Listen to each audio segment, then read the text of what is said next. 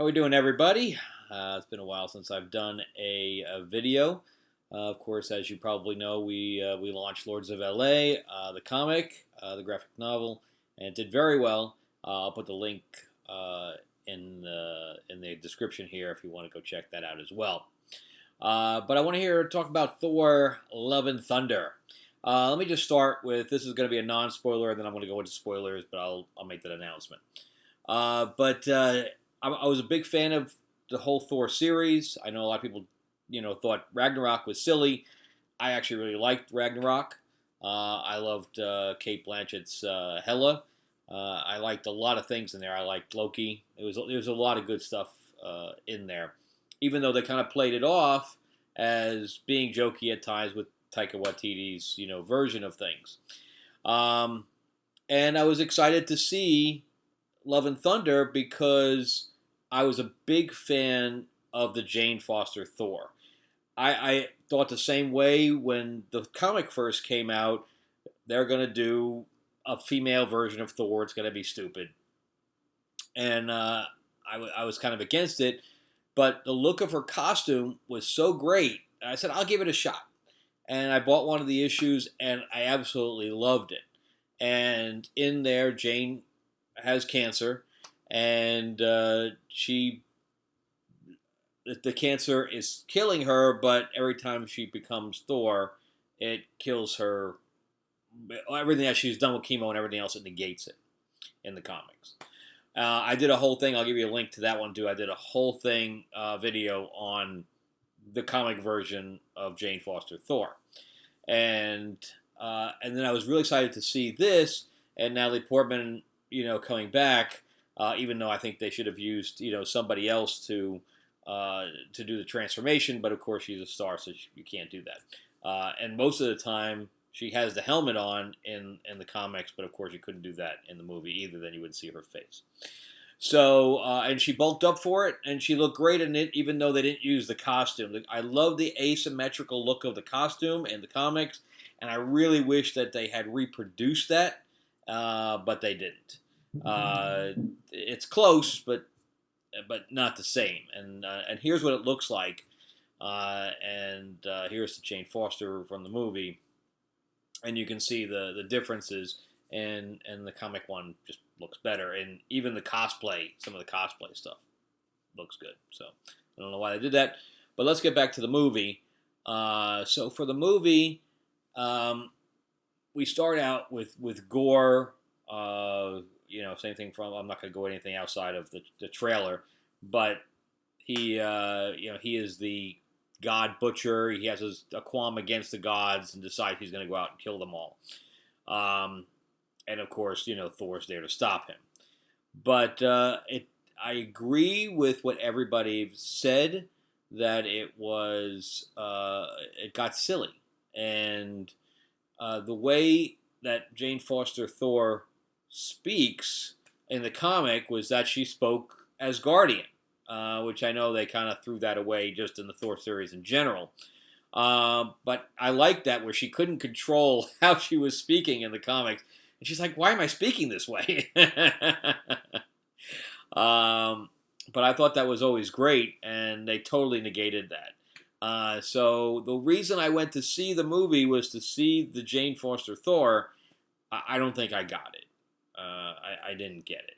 I didn't get the translation from the comic, and I know that Jason Aaron, who was the writer of that, was even a consultant. I saw his name in the credits, and it's nothing like they were in the comics. However, the fight scenes, the action scenes are all really good, but I don't think it pulled it off.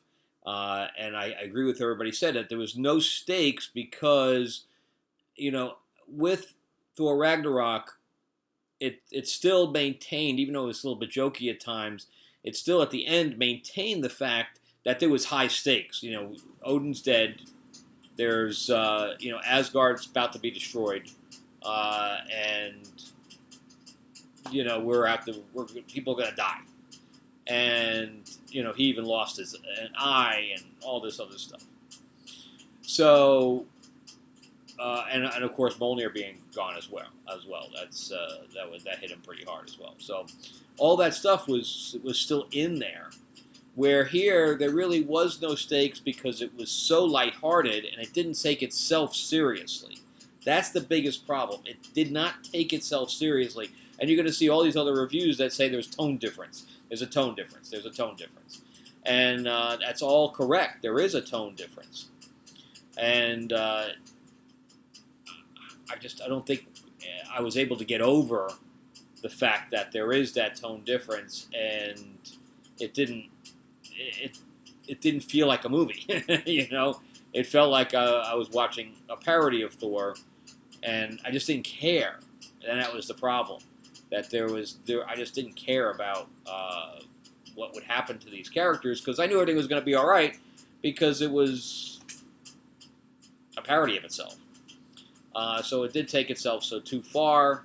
And then it was, of course, the joke about the fact that Taika Waititi is doing a Star Wars movie, and he asked Natalie Portman to be in it, and she's like, "I can't be in it. I've already been in Star Wars. I can't reprise a different role."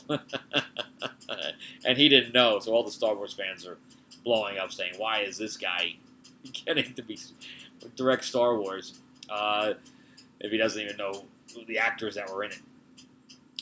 So the actors did a good job, but it's just they had nothing to work with. They had just had zero to work with, and that's the biggest problem. So if you're going just for a popcorn movie and a movie that you're going to forget in 5 seconds, then great. That's kind of like Jurassic Park, the Jurassic World, the Dominion. It's one of those movies where it's one of those movies where you're going to forget it the next day, but it's fun while you're sitting there. And that's what Thor is, except I like, Dominion, even though it had all these problems.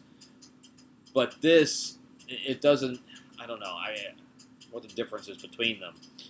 But all the action scenes and everything else in Jurassic World, I was in it, where here I was almost bored at times because, again, the goats and all this other stuff, all these little jokes that were peppered in, kind of overwhelmed the movie, and that's what everybody was worried about. And again, it's fun while you're sitting there, but it's not. There's no depth to it. There's no character development. There's nothing. It's just a whole bunch of scenes piled up against each other, saying, "Isn't this funny?"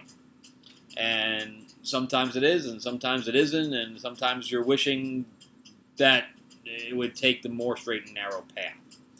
So I'm going to go into spoilers a little bit here, but I want to start with the fact that Jane Foster being Thor is not a new concept. Okay, it was done in a What If in 1977.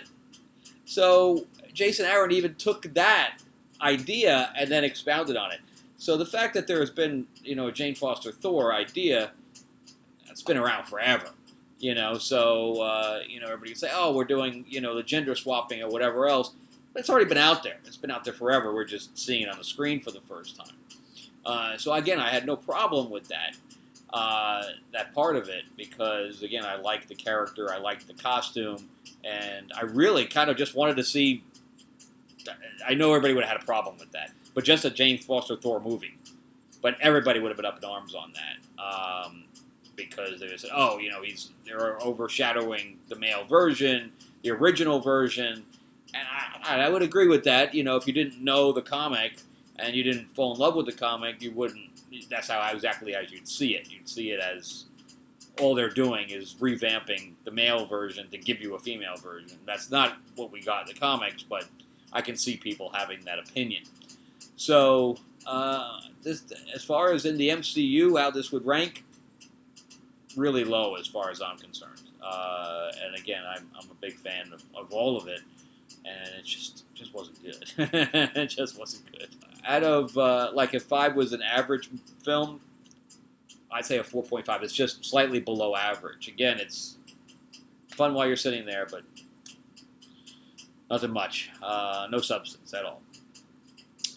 So, I don't want to go into spoilers too much, but if you want to cut it off, now would be the time, because I just want to talk about a little bit about the spoiler side.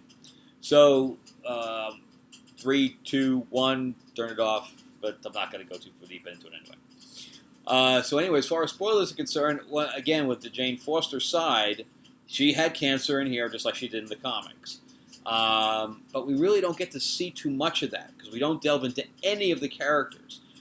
Gore has his daughter, and we see a little piece of that, and then we see the little piece of it at the end again. I wanted to see more of the villain. We could have taken out Taika Waititi's rock character guy. We could have taken him out completely. The whole thing with Zeus was a joke. I mean, everybody is saying, "Oh, we have the prop lightning bolt," and I completely agree. It just looks stupid, and nobody cared.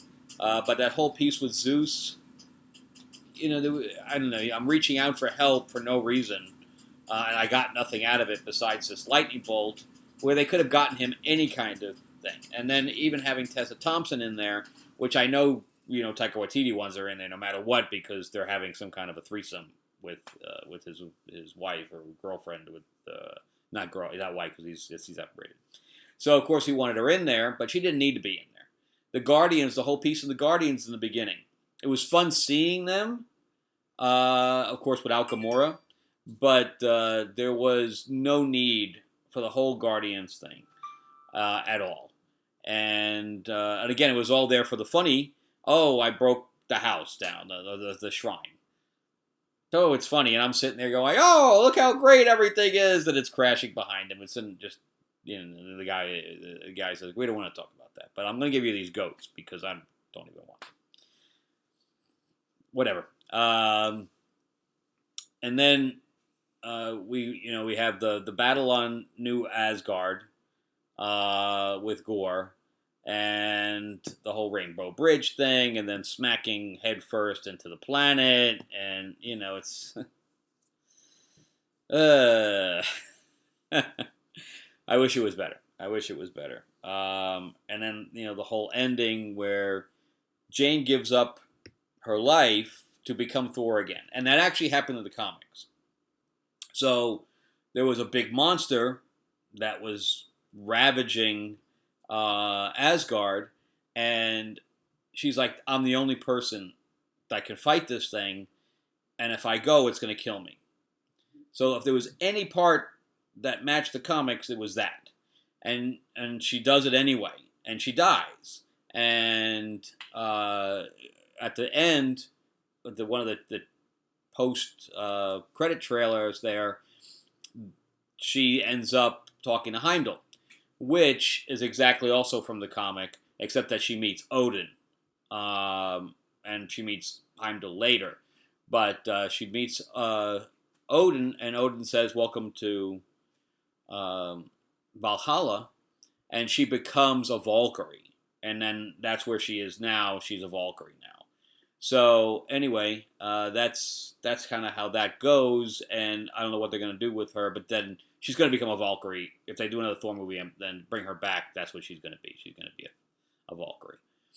But anyway, that's where they were going with that piece, and if you read the comics, you can just type in Jane Foster Valkyrie, and you can see the thing there. I'll have a picture up here, but anyway, the costume is nothing like the Thor costume. They hit it out of the park with that one, and not so much on this one. But so we'd have no development of Gore for the most part, except for that he can fight cool with the sword, and then we have all these silly scenes backed up to one another, and Jane's whole arc, her whole arc isn't, "Oh, I have cancer, I'm going to die if I keep using the hammer." That's not her arc. That's barely even touched on. You know what's touched on more? What's my catchphrase? What's my catchphrase as being a superhero when I'm using my hammer? That was more important than, "Oh, I'm dying and the hammer is killing me further." Which one has more fucking conflict? My catchphrase? What, am I going to come up with a catchphrase? Or, "Oh, I'm dying"? Instead, that's what they go with. They go with, "Where's my catchphrase?" And we'll just throw in the cancer thing as a side note. Ay, ay. So disappointed with that. And of course, Thor himself is a parody of himself. He makes fun of himself throughout the entire thing, and oh, I'm going to hide my feelings until they finally kiss, and that kind of thing. So I don't know. The chemistry they had together was good. So if they had touched on that more, on their relationship and their journey together to destroy this the Gore guy. Even though I do like the ending where he says, he did pull the Captain Kirk kind of thing. He says, "We don't have to fight. It's diplomacy. Wouldn't you rather have love?" So instead of wishing everybody away, we'll wish for your daughter back. I like that. Of course, the whole ending with her becoming a superhero. No idea how that happened. She was imbued with the eternity, whatever. Was again silly. I would have preferred to see Thor kind of trying to settle down with a regular child instead of, oh, we're going to go out and battle the two of us together. Again, just thrown in for funny stuff. I don't know. But yeah, so I don't know. I probably won't see this movie again, and which is unfortunate because again, the Jane Foster Thor I really enjoyed, and now I'll never see it on film done correctly. So anyway, that's my 2 cents. Like and subscribe for videos, and I'll try to do more of these as time develops here. And again, check out Lords of LA. We did really well with it. I'm excited to get it out to the public. All right. Have a good weekend. Bye-bye.